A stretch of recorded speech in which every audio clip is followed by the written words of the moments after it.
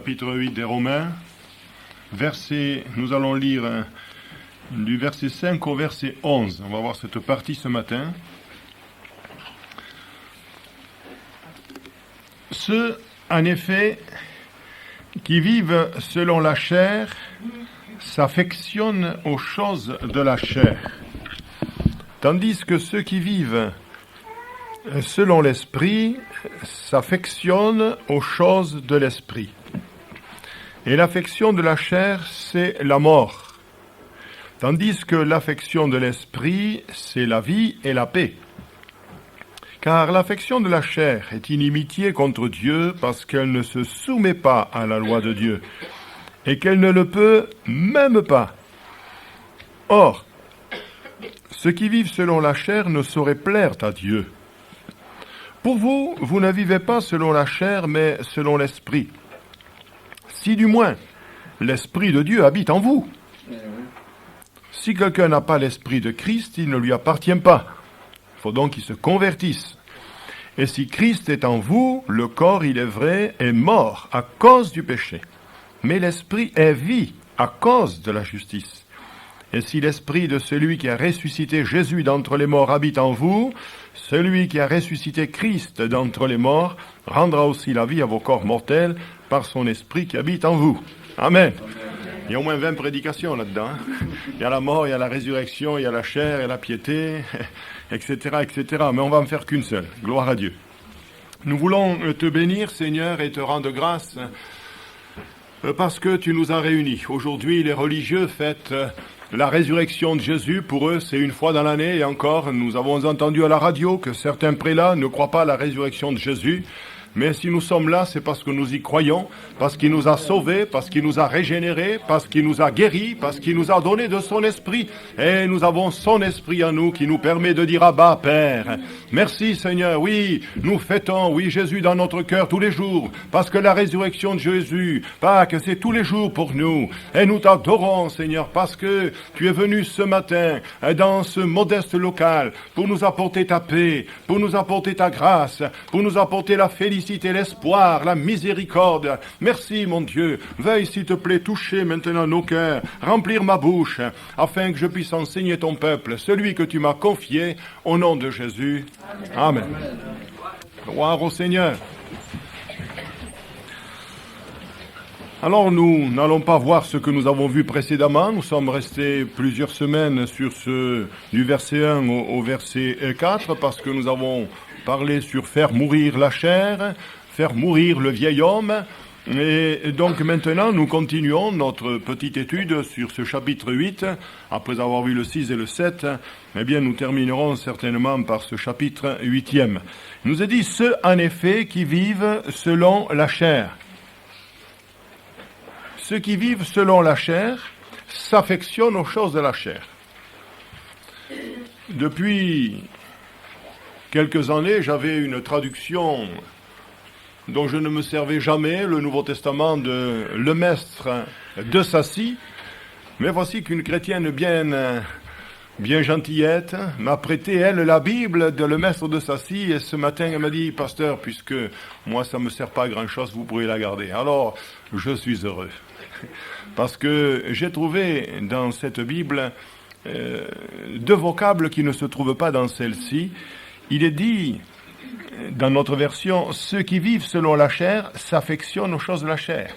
Et dans la version de Sassy, il est écrit, ceux qui vivent selon la chair aiment et goûtent les choses de la chair.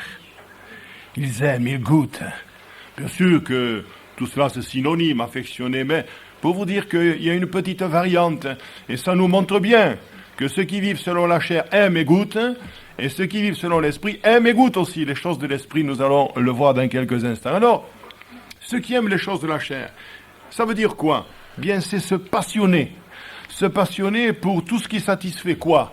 Bien, ce qui se trouve dans la chair, à savoir l'orgueil, l'égoïsme, l'ambition, la sensualité, bref, en un mot, le moi. Vous n'avez pas entendu des gens qui, à les entendre parler, c'est le nombril du monde? Moi, et nous on dit dans notre milieu les petits oiseaux. C'est le moi, c'est la chair. Alors, c'est donc poursuivre ces désirs naturels. Parce qu'au fond de notre cœur, toutes ces choses y sont. J'ai entendu une prédication il y a une trentaine d'années d'un prédicateur qui disait « En nous, il y a un pharisien qui dort ». Et le pharisien, c'est quoi? Bien, c'est la hauteur, c'est l'orgueil, c'est bien des choses semblables. Leur cœur s'attache à ces choses-là. Ceux qui vivent selon la chair, leur cœur est attaché à ces choses-là. Mais vous allez me dire, mais à qui l'apôtre Paul s'adresse-t-il ici? Quand je regarde le début de l'épître aux Romains, je vois qu'elle est écrite par Tertius, elle est transmise de Corinthe aux Romains par Phoébé, diaconesse de l'église de Cendrée. Donc il s'adresse ici à des chrétiens. Mais dans ce groupuscule, dans cette église naissante de Rome, il n'y avait pas que des chrétiens, puisqu'il dit, si quelqu'un n'a pas l'esprit de Christ, il ne lui appartient pas. Ainsi, nous savons, et ce n'est pas la peine de gloser longtemps et d'être verbeux sur ceux qui n'appartiennent pas à Jésus. C'est certain qu'eux, ils vivent selon la chair. Pourquoi? Même parce qu'ils ne sont pas régénérés, parce qu'ils n'ont pas fait une rencontre avec Jésus-Christ, le Sauveur du monde. Il faut qu'ils passent par la croix et qu'ils reçoivent l'Esprit de Dieu. Alors, ils peuvent être sauvés et ils peuvent aussi recevoir ces enseignements en tant qu'enfants de Dieu. En opposition, nous avons l'Esprit. Ceux qui vivent selon la chair, ceux qui vivent selon l'Esprit. Ce sont ceux qui se soumettent aux directives de l'Esprit. Or, pourquoi l'Esprit nous a-t-il été donné? Pour que nous ne fassions pas ce que nous voudrions. Vous n'avez pas lu quelque part ces choses-là? Je crois que c'est dans l'Épître aux Galates. La chair a des désirs contraires à ceux de l'Esprit. Et ils sont opposés entre eux pour que vous ne fassiez pas ce que vous voudrez. Mais c'est merveilleux. Et vous reconnaîtrez, mes frères et sœurs, qu'il y a certainement des conflits dans la nature humaine, des conflits dans le chrétien. Et plus le chrétien sera charnel, et plus il aura des conflits. Plus il sera spirituel, et plus il vivra dans la vie et dans la paix. Car ces choses sont de l'esprit. Alléluia. Il y a aussi dans les Galates, au chapitre 5 et verset 19, les œuvres de la chair. Je n'avais pas pensé à vous le dire, mais puisque c'est pas loin, voilà, j'y suis. Les œuvres de la chair sont manifestes. Moi, j'en ai mis que 4 ou 5, là, mais ici, il y a une longue liste. Ce sont l'impudicité, l'impureté, la dissolution, l'idolâtrie, la magie, les inimitiés, les querelles, les jalousies, les dissolutions, les querelles, les disputes, les divisions, les sectes, l'envie, l'ivrognerie, les excès de table et les choses semblables. Alors il nous est écrit que, je vous le dis d'avance, comme je l'ai déjà dit, que ceux qui commettent de telles choses n'hériteront pas le royaume de Dieu. Mais, il y a une opposition, gloire à Dieu. Mais le fruit de l'esprit, c'est, les gens de la Bastide doivent connaître ça par cœur, c'est l'amour, c'est la joie, c'est la paix. Amen. Et après?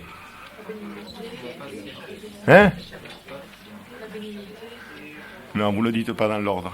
Mais je vais vous le dire, moi. Je vais vous le lire. C'est la patience. C'est la bonté. C'est la bénignité.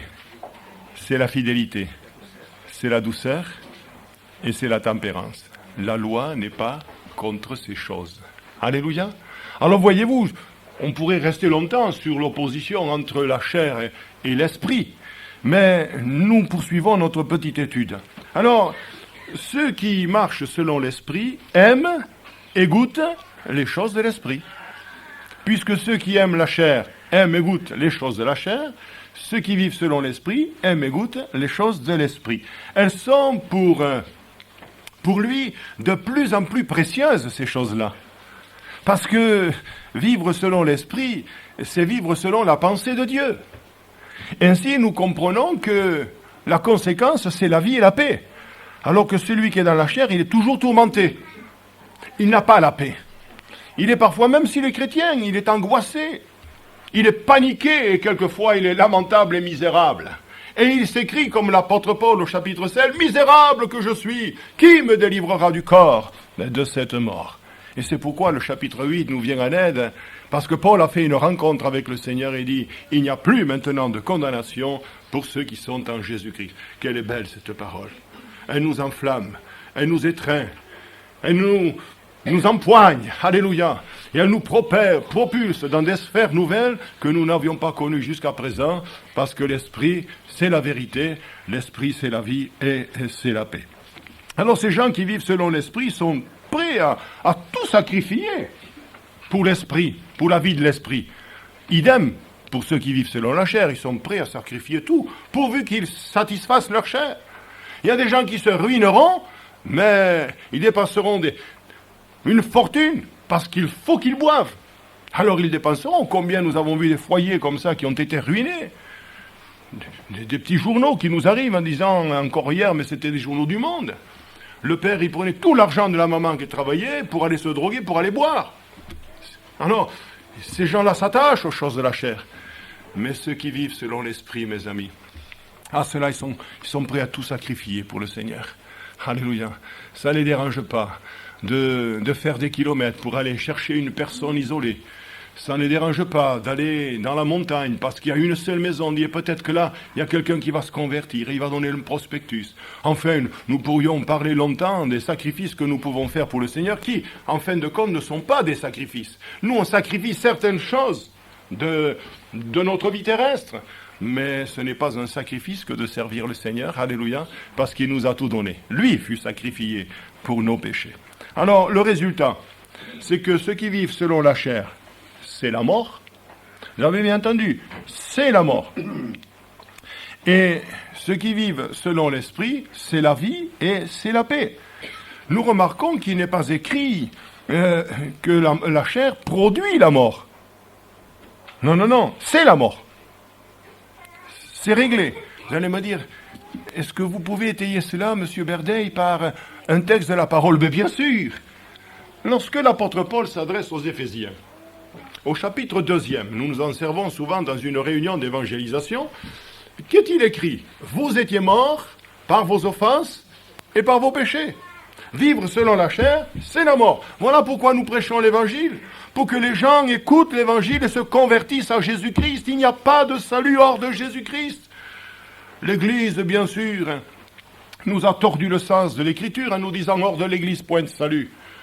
C'est une vérité, parce que ceux qui abandonnent le corps de Christ, c'est sûr que un jour ou l'autre, s'ils sont des rétrogrades, comme nous en avons connu, qui sont partis, ceux-là, ils perdent leur salut.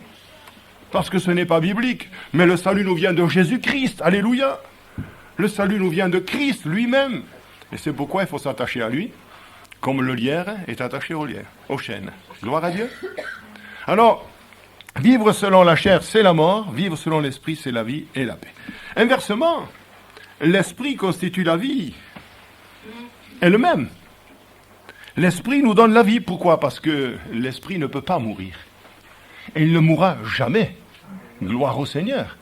Vous avez remarqué que quand dans l'Ecclésiaste, par exemple, au chapitre 12, il est dit que le corps retourne à la poussière, mais l'esprit retourne à Dieu qui l'a donné.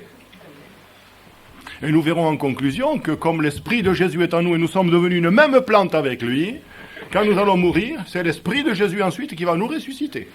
Amen. Mais c'est extraordinaire ça, mes frères. Vous deviez faire des bons là. Je devrais m'arrêter là et nous devrions sauter à notre place. Gloire à Dieu. Si nous avons reçu l'esprit, nous sommes enfants de Dieu. Gloire au Seigneur.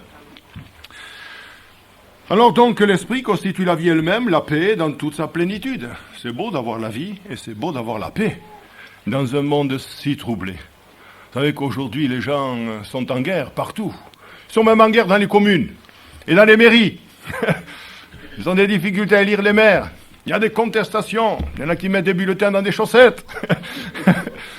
Dans des poches. Mais c'est terrible ce que nous vivons. Et encore ça c'est des petites guerres intestines. Mais parlons de l'Afghanistan, parlons du Soudan, parlons de l'Irak, d'Israël, la Palestine. Un homme disait il y a en permanence 80 foyers de guerre dans le monde. C'est terrible. Sans parler des famines, sans parler des pestes qui arrivent, qui reviennent, parce que le Seigneur l'a dit, dans les derniers jours, il y aura des pestes, des famines, des tremblements de terre. Heureux ceux qui se confient en lui. Heureux ceux qui ont pris pour secours le Dieu de Jacob. Alléluia. Heureux ceux qui l'ont pris pour secours. Eh bien, moi, j'ai fait ce choix, et vous? Pas beaucoup. Il y a quelques personnes qui ne peuvent pas le dire, d'accord, mais si vous l'avez reçu, vous pouvez crier un grand Amen, un grand Alléluia. Nous continuons au verset 7, il est dit « L'affection de la chair est inimitié contre Dieu. » Parce qu'elle ne se soumet pas à la loi de Dieu et qu'elle ne le peut même pas. Est inimitié contre Dieu, c'est-à-dire qu'elle ne se soumet pas, cette chair ne veut pas se soumettre. Pourquoi est-ce qu'on a mis du temps à se convertir? On entendait la parole de Dieu, on disait « Mais c'est vrai !» Quand j'étais tout petit, je vous l'ai dit à 13 ans, je disais « Mais c'est vrai ce qu'il dit le pasteur !» Et quand il m'a dit, vous ne voulez pas vous faire baptiser 10 ans après? Mais je lui ai dit, ce que vous dites c'est vrai, je le sais. Tout petit, j'ai entendu, c'est vrai, c'est la vérité, mais mon cœur n'était pas touché. Et j'ai fait un peu comme mon frère Paul Benoît, on m'a baptisé, mais au lieu de lire la parole de Dieu, je faisais la sieste, moi. Ah, je la prenais à la sieste. Ah oui, je la prenais, je lisais un verset, manière là, et puis hop, enclimatisé, tranquille. Alors je pouvais avoir des bons sentiments, je pouvais avoir des bonnes idées, avoir des résolutions, des velléités. Demain je ferai, après-demain j'irai. La chair ne se soumet pas à la loi de Dieu, elle ne le peut même pas. Elle est ennemie de Dieu, incapable de se soumettre à la loi. Et ce combat avec Dieu dure depuis toujours. Depuis la naissance de l'homme, ce combat durera toujours. Depuis qu'Adam a péché, nous sommes en rébellion contre Dieu. Le monde est en rébellion contre Dieu. Voilà encore une fois de plus pourquoi nous annonçons l'Évangile. Et cet après-midi, nous annoncerons que Christ, c'est la grâce de Dieu. Que Christ fait grâce, que Christ pardonne, que Christ guérit, que Christ baptise du Saint-Esprit, que Christ revient. Alléluia. Nous annonçons l'Évangile aux 4 angles. Et nous voulons vous dire, vous êtes heureux d'écouter ce matin l'Évangile. Ce n'est pas l'évangile comme l'après-midi où nous adressons particulièrement aux pécheurs, mais c'est quand même l'évangile qui veut dire bonne nouvelle. Amen. Mais dans ce combat, parce qu'il y a un conflit, nous venons de le dire, il y a un combat de cette chair avec Dieu, mais qui va triompher? Parce qu'il faut qu'il y ait un perdant. Il faut qu'il y ait un perdant. Parfois c'est Dieu qui perd. Eh oui, c'est Dieu qui perd. C'est-à-dire qu'il se retire sur la pointe des pieds. Oh non, vous ne le tuerez pas. Vous l'attristerez, mais il est perdant en quelque sorte. Vous n'avez pas voulu de lui, alors il s'en va. Il a frappé à votre porte. À la porte d'un cœur, Jésus frappe ce soir. Il est déjà si tard, au dehors tout est noir. Connaissez ce petit cantique hein, qui est merveilleux. Et puis le refrain, serait-ce la dernière fois? J'ai prêché ici il y a 13 ans. C'était en 1992. 13 ans. 15 ans, oui. J'ai prêché sur ce texte. Je vais vous dire le titre. La dernière chance. La dernière chance. Et si pour vous c'était la dernière chance? L'hémophile, c'était la dernière chance. Quand elle est allée vers Jésus, elle avait beaucoup souffert entre les mains de plusieurs docteurs. Mais gloire à Dieu, elle a su saisir la grâce. La dernière chance, c'était pour le lépreux, qui allait mourir. Mais il a su dire, Jésus, Jésus, fils de David, aie pitié de moi. Le brigand, alors lui on peut dire que c'est la dernière chance, hein. Mais sur la croix du calvaire, tandis qu'un refuse la grâce, lui, il accepte la grâce et le pardon. Merci Seigneur. Et pour vous. Et pour vous, chers amis. C'est une bénédiction que d'être là ce matin, vous savez. L'Esprit de Dieu ne plane pas simplement au-dessus de nous, mais il est avec nous. Et il est sur nous. Et il est en nous. Alléluia. Vous ne sentez pas la présence de Dieu? Elle nous fait tellement de bien. Avoir reçu l'Esprit, c'est quelque chose d'extraordinaire, tandis que les gens se bagarrent, se tuent, s'entre-déchirent. Nous sommes là dans la paix et dans le repos. Il ne peut pas y avoir d'arrangement possible avec Dieu. Soit Dieu triomphe, soit Dieu se retire. Si la chair se retire aussi, Dieu est malheureux. Mais si la chair se courbe, se repent, et est vaincu, c'est-à-dire est tué, il faut faire mourir le vieil homme, nous l'avons vu, alors Dieu triomphe. La chair est vaincue, mais elle triomphe, et l'homme va triompher, parce que maintenant il devient une nouvelle création. Alléluia. Les choses sont passées, elles sont devenues toutes nouvelles. Donc, le verset 8 nous dit, « Or, ceux qui vivent selon la chair ne sauraient plaire à Dieu. » Mes frères et sœurs, si vous vivez selon la chair, vous ne pouvez pas plaire à Dieu. Tandis que j'écrivais ces choses hier dans mon bureau, eh bien, je pensais à Enoch. Enoch ne devait pas vivre selon la chair, parce qu'il nous est écrit qu'avant son enlèvement, il avait reçu le témoignage de Dieu qu'il était agréable à Dieu. Amen. Et il y a une deuxième personne qui ne vivait pas selon la chair, c'est Noé. Noé, tu as trouvé grâce à mes yeux. Mais qu'est-ce que j'ai fait, Seigneur? Bien, tu sais, je connais les gens, je connais le monde. Hein. Je vois que toi, tu es différent. Alléluia. Il était différent. Et dans un monde actuel, il faut se singulariser, mes frères et sœurs. On se moquera de vous. On vous dira toutes sortes de choses. On vous traitera de nom d'oiseau. Mais peu importe. On a fait ces choses. Je pense au frère Forgelet, qui donnait dans son témoignage, dans une prédication, ceci, il était à Strasbourg et il faisait une mission sous chapiteau comme nous le faisons. Et à un moment donné, comme en mai 68, il y avait des enragés. Vous savez, vous connaissez ces enragés qu'il y a eu, les combendit et les crivines et tous ces gens enragés. C'est M. De Gaulle qui disait ça, ces enragés. Alors, ces gens-là, eh bien, s'ils étaient enragés, il y avait aussi un homme enragé en dehors de la tente. Et tandis que le prédicateur prêchait, il était en train de l'incendier de toutes sortes de choses. Alors le pasteur ne pouvait plus prêcher. Il s'est arrêté, il est sorti sur le bord du chapiteau, et le gars lui a crié toutes sortes de sottises, et il lui a craché dessus. Et alors, sans se démonter, le frère Forgelet, c'est un évangéliste, il lui a dit, monsieur, ce que vous êtes en train de faire là, on l'a déjà fait à mon maître. Bien fait, criait cet homme-là. Bien fait. Et à cet homme-là, ensuite, on l'a attaché. On l'a garrotté. Bien fait. Et puis on l'a battu. Bien fait. Et puis on l'a couronné d'épines. Bien fait. Et puis on l'a crucifié. Bien fait. Seulement il a été crucifié pour vos péchés. Alors le gars, il a commencé à trembler. Et puis, alors le pasteur a pris le dessus. Il y a une chair qui commençait à s'effondrer, et l'esprit qui prenait le dessus. Et puis le gars, il s'est trouvé dans la tente à genoux, et tout le monde priait pour lui. Gloire à Dieu. Amen. J'aurais dû faire pareil quand le gars, il a sorti sa hache, qu'il a mis sur la table, qu'il a fermé la porte et qu'il a enlevé la clé. J'étais là avec le gars, il m'a dit, maintenant on va s'arranger. Là, le fax, il marchait. Des fois, il ne marche pas, le mien. Mais là, il marchait. Hein. J'ai envoyé un petit fax à Dieu. Il m'a dit, crains rien. Amen. Et le gars, à la fin, il était aussi à genoux sur un tabouret. Je priais pour lui. J'ai imposé les mains. Gloire à Dieu. Quand on est avec Dieu, on ne risque rien. On ne craint rien avec Dieu. Et on ne s'ennuie jamais avec Dieu. Ceux qui disent qu'on s'ennuie n'ont qu'à essayer, car on ne s'ennuie jamais avec Dieu. Béni soit le Seigneur. Alors, il n'y a aucun arrangement qui est possible.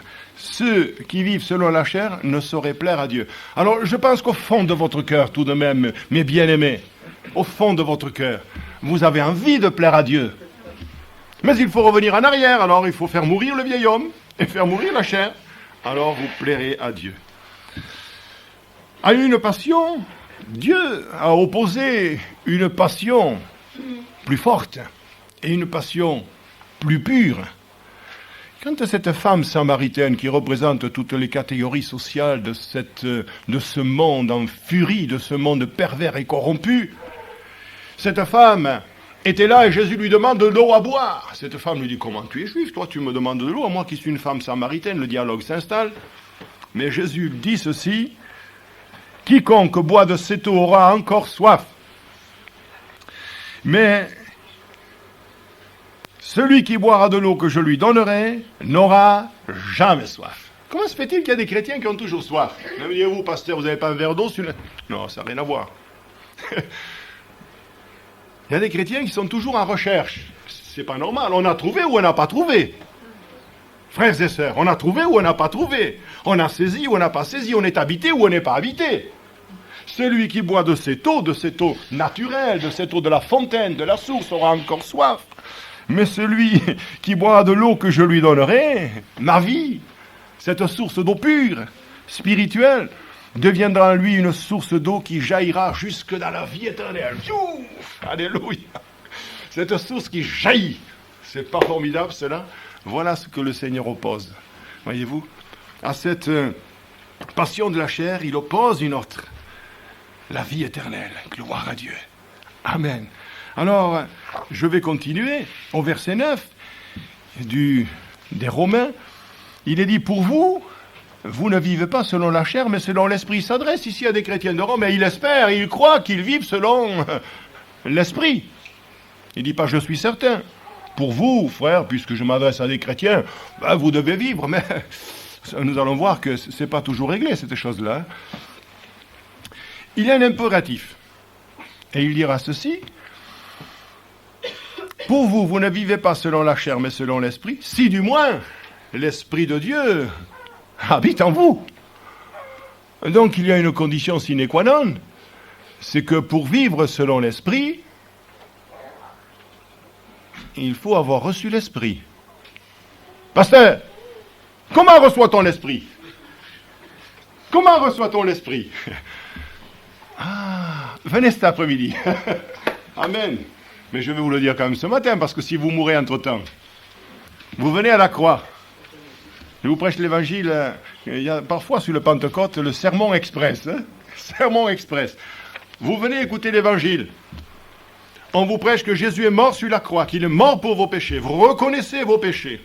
Vous vous repentez, vous acceptez Jésus dans votre vie, il pardonne vos péchés, vous recevez l'Esprit. Alléluia, c'est le sermon express. Vous seriez contents, mes frères et sœurs, si je prêchais toujours des sermons express, hein, mais vous auriez un peu faim quand même. Hein. Vous tireriez à la langue et vous auriez bien fait vite de me remplacer. Vous auriez raison. Alors, si du moins vous avez reçu l'Esprit, si du moins, vous savez, bien-aimés, je vais vous dire quelque chose. Après quelques années de ministère, je commence à comprendre la musique. On ne peut pas fabriquer la vie de l'esprit. Non, ça ne se fabrique pas. Moi, je peux vous fabriquer une poupée. Allez, je vais la faire blonde. Non, ce n'est pas la poupée Barbie. Mais, allez, au cas que vous la confondiez, je vais la faire brune. Je vais vous faire une belle petite poupée de 1,80 m. Je vais lui sculpter des yeux. Je vais lui faire un beau corps. Belle de taille et belle de figure. Enfin, je vais tout faire. Je vais la mettre là sur un divan. Et les personnes qui vont rentrer vont dire « C'est une cousine, c'est une parente ». Ils seront subjugués par la ressemblance de cette poupée qui, tout en étant amorphe, vide, sans vie, semble être vivante. Ça vous est pas arrivé des fois de dire « Moi ça m'est arrivé, qu'elles sont belles ces fleurs, mais elles sont fausses ». Je vais chez des personnes, rendre des visites, il y en a partout. Et je dis « Mais elles sont vraies celles-là » Non, c'est toujours des fausses. C'est extraordinaire la ressemblance. Vous avez compris où je veux en venir? Alors on peut s'y tromper. Je sais qu'en Amérique, à l'époque, je ne sais pas s'ils continuent à le faire. En France, c'est interdit. Il faut avoir une sépulture et on ne peut plus enterrer chez soi. Moi, ça m'aurait intéressé, être enterré avec les lapins, tout ça. Mais en Amérique, à un moment donné, il y avait un homme qui était un pépé, qui était dans sa chaise, avec la pipe, la casquette. Il était embaumé. Et les gens qui rentraient, oh, le beau petit grand-père. Mais si on l'avait touché un peu fort, il serait tombé. Voilà, il le gardait dans la maison, il voyait le grand-père. Drôle d'ambiance, hein. Toute l'apparence de la vie. Ah, il avait la pipe, il avait même la pipe dans la bouche. Il était là, la casquette, tout, le souriant. Les gens, bonjour monsieur, ça m'est arrivé moi un jour ça. Vous me direz, mais vous, monsieur Verdun, on sait que vous êtes un béné. Ça m'est arrivé un jour, s'il y avait devant un magasin, il y avait un gars qui était là, qui tendait la main. Je suis arrivé, oh, c'était un pantin, là, vous savez, les mannequins. Oh, c'était tellement vrai. C'était tellement vrai. Il semblait avoir la vie, mais il n'avait pas la vie. Où voulez-vous en venir, pasteur? Eh bien, je veux en venir à ceux qui fabriquent, qui croient fabriquer la vie de l'esprit. Oh, les personnes non averties vont se faire, vont se faire bluffer. On va s'y tromper. Dans toutes les églises, on va dire, ouh, vous avez un frère là extraordinaire, une sœur extraordinaire. Oui, mais ça, c'est du bluff. On ne fabrique pas la vie de l'esprit. Les personnes non averties se tromperont. Mais celui qui est rempli de l'esprit ne se trompera pas. Il dira, ça, c'est du faux. Il y a de la différence entre le plaqué et l'or massif. C'est pourquoi Roboam, lui, croyait aussi bluffé. Et quand on lui a pris les boucliers d'or, lui, il a fait des boucliers d'airain. Il a dit, c'est pareil, ça brille pareil. Mais aux intempéries, on s'apercevait que ce n'était pas de l'or. Or, nous voulons être d'or massif, parce que notre Seigneur est fait d'or massif. Alléluia. Alors un tel homme, bien sûr, qui a de l'apparence, eh bien, il vit selon la chair. Tiens, il m'est venu, tandis que je priais tout à l'heure au bureau, là, j'ai ajouté un petit mot là, dans ma Bible, quand j'ai dit, tiens, apparence. Il y a un mot dans la deuxième à Timothée au chapitre 3 et au verset 5. Ceux qui ont l'apparence de la... Ah, l'apparence de la piété. Vous en voyez de ces gens qui sont comme ça. L'apparence de la piété. Oui, mais ça, c'est du folklore, ça. C'est l'apparence. C'est pas la vie. C'est pas la vie. C'est l'ambition, c'est les œuvres de la chair. Mais la vie de l'esprit, c'est la vie. La vraie vie et la paix. Alléluia. L'apparence. Allez, on continue. Il faut quand même terminer. Au verset 10. Il reste encore 2 versets, hein. Des fois je peux être long. Mais je ne serai pas trop long là. Au verset 10. Si Christ est en vous, le corps, il est vrai, est mort à cause du péché, mais l'esprit est vie à cause de la justice. Alors, le corps doit mourir à cause du péché. Mais l'esprit, lui, je l'ai dit, ne peut pas mourir. Lorsque nous avons reçu, car nous avons lu tout à l'heure au verset 9e, pour vous, vous ne vivez pas selon la chair, mais selon l'esprit, si moi l'esprit de Dieu habite en vous. Donc nous avons reçu. Il faut recevoir quelque chose. Non, il faut recevoir quelqu'un. C'est pas quelque chose qu'il faut recevoir, c'est quelqu'un. Lorsque nous avons fait l'étude sur le Saint-Esprit, nous avons dit que le Saint-Esprit n'est pas une puissance. C'est pas une batterie. Parce qu'une batterie, si elle n'est pas chargée régulièrement, pour ça qu'il y a des alternateurs sur les voitures pour recharger la batterie quand vous avez tiré dessus, pour faire démarrer le démarreur qui, au démarrage, vous prend 100 kW. 100 watts. Alors, ça se vide, une batterie. Si l'esprit est quelque chose qui se vide, j'en veux pas. Donc ce n'est pas une puissance. Ce n'est pas une influence. Mais c'est une... Alors, la Bastide, là, les études sur le Saint-Esprit, c'est qui le Saint-Esprit? Une personne. Alléluia. On réglera ça vendredi. Je fais passer les petits examens comme ça, rapides, là. Une personne. Oui, mais c'est tellement important parce qu'il y en a qui ne connaissent pas. C'est une personne que nous avons reçue. La personne divine. Celle qui a dit un jour, je viens, mon Dieu, pour faire ta volonté, qui a traversé les cieux et qui est venu habiter parmi nous, plein de douleur, plein de volonté, pour nous accorder sa vie. Christ est venu en personne, mais repartant, il nous a laissé son esprit. Un autre lui-même, le paraclet, l'avocat. Alléluia. Donc nous avons reçu une personne. Ça, c'est le mystère de la foi. Ce n'est pas un mystère pour les chrétiens. C'est un mystère pour ceux qui ne connaissent pas. Alléluia. Alors, l'apôtre Jean, dans son épître, on ne lira pas beaucoup de références, ce matin encore une tout à l'heure sur la résurrection, ça tombe bien, gloire à Dieu. Et puis, et c'est tout.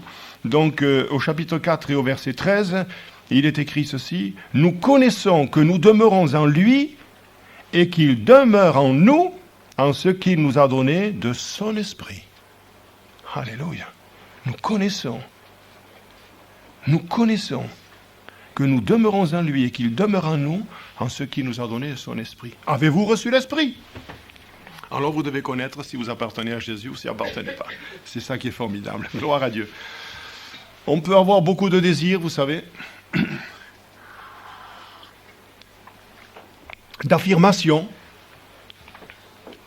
peut-être une certaine volonté, une certaine velléité, croire à la parole de Dieu même, vouloir se donner, dire je servirai Jésus. Moi j'ai rencontré cette personne qui me disait, monsieur j'ai la foi, mais ça n'a pas fait d'elle une chrétienne. Et toutes ces personnes dont je viens de signer ces quelques vocables ne sont pas chrétiens. Et pourtant ils disent je crois à la parole de Dieu, mais le diable aussi croit que Dieu existe, mais il tremble. Je servirai le Seigneur, je ferai ceci, oui. Mais tout cela ne fait pas d'authentiques chrétiens. Mais le verset 10 nous dit, si Christ est en vous, alors c'est l'espérance de la gloire. Parce que nous savons que Le Saint-Esprit ne meurt pas, nous allons le voir. Voilà le miracle du Saint-Esprit. Le miracle du Saint-Esprit, c'est de faire habiter Christ dans le cœur du croyant. Amen. Recevez Christ. Alléluia. Jésus a soufflé sur ses disciples. Il a dit, recevez le Saint-Esprit. Pourtant, ils n'ont rien reçu. Il a fallu qu'ils attendent la Pentecôte. Alléluia.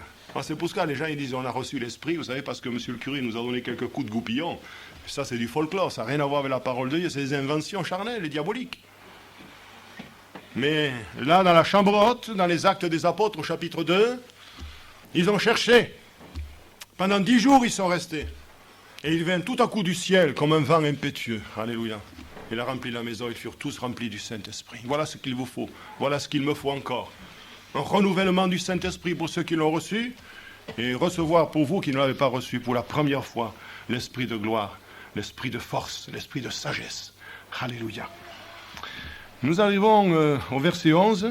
C'est un petit verset qui parle de la résurrection. « Et si l'Esprit de celui qui a ressuscité Jésus d'entre les morts habite en vous, s'il habite en vous, celui qui a ressuscité Christ d'entre les morts rendra aussi la vie à vos corps mortels par son esprit qui habite en vous. Si vous n'avez pas reçu l'esprit, on vous ressusciterez un jour, mais pour l'enfer. Mais si vous avez reçu l'esprit, si vous venez à décéder, alors l'esprit qui est été en vous, vous ressuscitera, parce que c'est l'esprit de Jésus. C'est pas beau ça? C'est merveilleux, c'est extraordinaire, c'est glorieux. Vous savez ce qui va se passer à la résurrection? Vous voulez que je vous en parle un petit peu de la résurrection? Christ est ressuscité, alors on peut en parler. Il y a un chapitre, vous devez le savoir par cœur, du moins le chapitre, pas tout ce qui est écrit parce que c'est difficile, chapitre 15 de 1 Corinthiens. Alors, je vous lis quelques extraits parce que je suis au 42 et il commence au verset 1er, tout le monde le comprend. « Ainsi en est-il de la résurrection des morts. Le corps est semé corruptible, il ressuscite incorruptible. Il est semé méprisable, il ressuscite glorieux. Il est semé infirme, il ressuscite plein de force. Il est semé corps animal, il ressuscite corps spirituel. S'il y a un corps animal, il y a aussi un corps spirituel. C'est pourquoi il est écrit, le premier Adam devint une âme vivante, le dernier Adam, c'est-à-dire Christ, est devenu un esprit vivifiant. Mais ce qui est spirituel n'est pas le premier. Bien sûr, nous avons commencé par la chair, Adam, qui nous a transmis le péché. Ce qui est spirituel n'est pas le premier, c'est ce qui est animal. Ce qui est spirituel vient ensuite. Le premier homme tiré de la terre est terrestre, charnel, diabolique. La sagesse de cet homme, nous dit Jacques, est terrestre, charnel, diabolique. Le second homme est du ciel. Tel est le terrestre, tel aussi sont les terrestres. Et tel est le céleste, tel aussi sont les célestes. Et de même que nous avons porté l'image du terrestre, nous porterons l'image du céleste. Alléluia. Réjouissez-vous. Ce que je dis, frères, c'est que la chair et le sang ne peuvent hériter le royaume de Dieu et que la corruption n'hérite pas l'incorruptibilité. Voici, je vous dis un mystère, nous ne mourrons pas tous, mais tous nous serons changés. En un instant, en un clin d'œil, à la dernière trompette. La trompette sonnera et les morts ressusciteront incorruptibles. Et nous serons changés, car il faut que ce corps corruptible revête l'incorruptibilité et que ce corps mortel revête l'immortalité. Lorsque ce corps corruptible aura revêtu l'incorruptibilité et que ce corps mortel aura revêtu l'immortalité, alors s'accomplira la parole qui est écrite. La mort a été engloutie dans la victoire. Ô mort, où est ton aiguillon? J'arrête ici. Alléluia. Alors, ce chapitre doit vous encourager, frères et sœurs, que pour vous, chrétiens, nés de nouveau, la mort n'est pas la reine des épouvantements. Pour nous, c'est passer d'un état à un autre. Un chrétien ne meurt pas. Un chrétien s'endort dans les bras du Seigneur, non pas dans les bras de Morphée. Ce sont des dieux grecs, mais il s'endort dans les bras du Seigneur. Alléluia. Et il attend la bienheureuse résurrection. Et nos œuvres nous suivent, nous dit le livre de l'Apocalypse. Gloire à Dieu. Et ceux qui ont reçu Jésus comme sauveur, eh bien, seront pour toujours avec lui dans le paradis. L'esprit du croyant, il faut le savoir, ne restera pas désincarné. Vous savez, j'en ai entendu des choses là-dessus, sur la réincarnation. J'étais un jour devant la presse, là, il y avait une femme qui discutait avec une autre personne. Elle disait, moi, quand je reviendrai, je voudrais être un cheval. Je ne sais pas ce qu'elle lui a dit, si elle voulait faire les courses du président de la République ou quoi. L'autre disait, moi, je voudrais devenir un chien, comme ça, j'aboierai et je garderai les maisons. Oh, j'ai manqué le coup, là. J'aurais dû dire, moi, ce que je voudrais, c'est vous juger à toutes les deux. Parce que je viendrai avec le juge. Allez, je n'ai pas voulu rentrer dans cette polémique, mais nous avons une assurance formidable, frères et sœurs. Moi, je ne crois pas que je vais revenir en cochon. Même si j'aime le pâté, même si j'aime les pieds de cochon, même si j'aime les oreilles de cochon, parce que tout est bon dans le cochon, vous le savez, on en fait même la réclame. Hein. Bon, je ne vais pas venir en cochon. Ni une oie, ni un lapin, etc., etc. Je vais revenir comme un homme spirituel, un corps spirituel. Je pourrais passer à travers les murs. Gloire à Dieu, c'est ça, le corps spirituel. Ça nous paraît impossible aujourd'hui, bien sûr, parce que nous pensons avec notre petite tête, avec notre intelligence un petit peu resserrée. Nous sommes sur la terre, et même quand nous prophétisons en partie, nous connaissons en partie. C'est pourquoi il nous faut rentrer de plus en plus dans la vie de l'esprit. Dans la 5e partie du verset 11e, je reviens à Romains, on va bientôt terminer, il est dit ceci, « Jésus d'entre les morts habite en vous, celui qui est ressuscité d'entre les morts, rendra aussi la vie à vos corps mortels par son esprit. » Mais pourquoi son esprit? Parce qu'il habite en nous. Son esprit habite en nous. Alors, j'ai dit que c'était la dernière référence, non, j'en ajoute une, 1 Corinthiens 6, 17, où il est dit ceci, « Mais celui qui s'attache au Seigneur est avec lui un seul esprit. » Est-ce qu'il y a des candidats ce matin pour s'attacher au Seigneur? Amen. Je pourrais, vous savez, maintenant faire une évangélisation pour les chrétiens. En disant, vous mes frères qui êtes là depuis des jours, des mois, des années, est-ce que vous n'avez pas envie de vous reconsacrer ce matin? Est-ce que vous n'avez pas envie de vous attacher davantage au Seigneur? Pour devenir un seul esprit, car des fois, c'est comme les aimants, vous savez. J'ai dû régler des aimants à la maison, et le matin, quand j'ouvrais la porte de la salle, d'un petit meuble dans la salle de bain, tellement ils sont puissants, ces aimants. Alors qu'est-ce que j'ai mis? J'ai mis deux bouts de scotch dessus, et maintenant, tac, ça ferme, mais c'est plus doux. Alléluia. Eh bien, je crois que nous, on a mis quelque chose entre l'esprit et nous-mêmes, avec le Seigneur, vous savez, c'est un peu trop doux. Il faudrait peut-être qu'il y ait un peu plus de puissance. Vous me direz, l'exemple est fort mal choisi, mais vous avez compris ce que je veux dire. Alléluia. La chambre haute est toujours disponible, amour. Amen. Et dans cette chambre haute, si c'est passé un premier miracle, et en faisant parler le frère à Larry, gloire à Dieu, il y en aura d'autres. Il y en aura d'autres. Parce que ceux qui cherchent l'Éternel, une version dit ceux qui le cherchent tôt, le trouvent. Alléluia. Et nous, on le cherche tard. Mais on le trouve quand même. Amen. Alors, je vais faire une petite remarque à la fin. Vous voyez, l'évangélisation, elle a été courte, hein, mais je vous ai mis en relation avec la parole de Dieu, dans une mûre réflexion. Seigneur, c'est vrai, je voudrais avoir cette vie de l'esprit. Alléluia. Je la voudrais, Seigneur, je la voudrais. Hop, tout à coup, vous allez parler en langue. Gloire à Dieu. Merci, Seigneur. Alors, une petite réflexion ou une petite remarque. Peut-être l'avez-vous remarqué. Vous en avez remarqué que 2, mais moi, j'en ai remarqué 3. Écoutez. Si Christ est en vous, le corps est vrai, il est mort à cause du péché. À cause du péché. Mais l'esprit est vie à cause de la justice. Rendra, je ne lis pas tout, rendra la vie à vos corps mortels à cause de l'esprit qui habite en vous. Notre version dit par son esprit, c'est pour ça que j'ai dit vous en avez que 2, mais moi dans la version d'Arby, j'ai trouvé autre chose. Alléluia. À cause de l'esprit qui habite en vous. Recevez l'esprit. Manifestez l'esprit. Soyez renouvelés dans l'esprit. Et à cause de cet esprit qui est en vous, alors, quand vous partirez, la vie vous sera redonnée pour être toujours avec le Seigneur. Alors, je conclus maintenant. Je conclus. J'ai dit que je ne serais pas trop long. Ça y est, c'est pas trop long quand même. Eh bien, en conséquence, en conclusion, je pose une question. Où en sommes-nous? Où en sommes-nous? Encore un petit peu de chair? Un peu d'esprit? Beaucoup de chair, peu d'esprit? Beaucoup d'esprit, peu de chair? À chacun la réponse. Où en sommes-nous? Quelle est notre assurance? Alors, si nous avons une assurance, manifestons-la par l'esprit.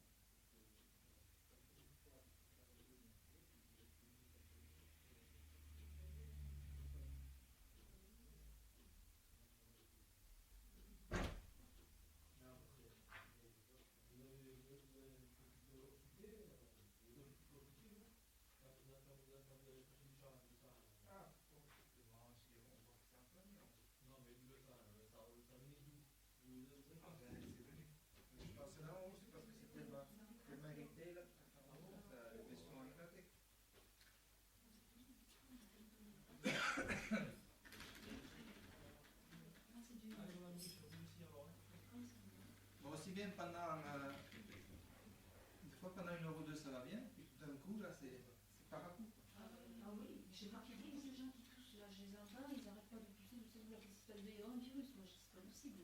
Ça ne jamais poussé comme ça. Moi, quand j'ai un truc comme ça passe tout seul d'habitude. Mais là, je pense que c'est un truc. J'ai remis les branches, il y avait comme des nuages de pollen. Mais voilà, moi cette année c'est ça. Jamais j'ai tout ça. Et bon, ça a commencé, puis quelques jours après, j'ai déplacé les branches jusqu'au niveau et j'ai rechuté. J'en ai repris, mais j'étais dans le nuage. Pourtant, j'ai jamais eu d'allergie. Moi cette année, c'est ce que je dis jamais comme cette année les pollens. Non, ils pensent que c'est ça. Alors,